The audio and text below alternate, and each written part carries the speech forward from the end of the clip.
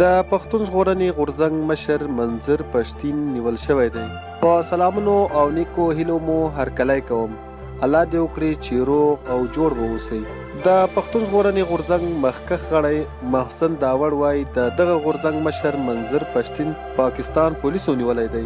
داوړ نن دوشنبه د جنوري په 28مه په خپل ټویټر لیکلی دی چې ښاغلی پښتين تېره شپه د پېښور په تحکال کې د پولیسو لخوا نیول شوی دی.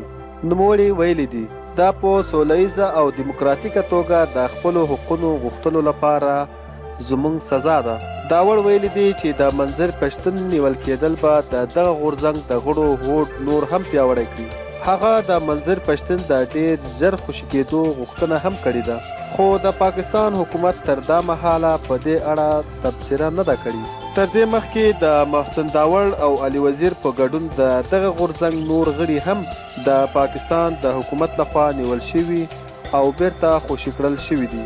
امید ده چې ویډیو به مو خوښه شوې وي. که مو خوښه شوې وي نو لایک یې کړئ، شیر یې کړئ او زموږ چینل پښتون ټایم در سره ضرور سبسکرایب کړئ. مننه چې ویډیو مو تر پایه را سره وکتله.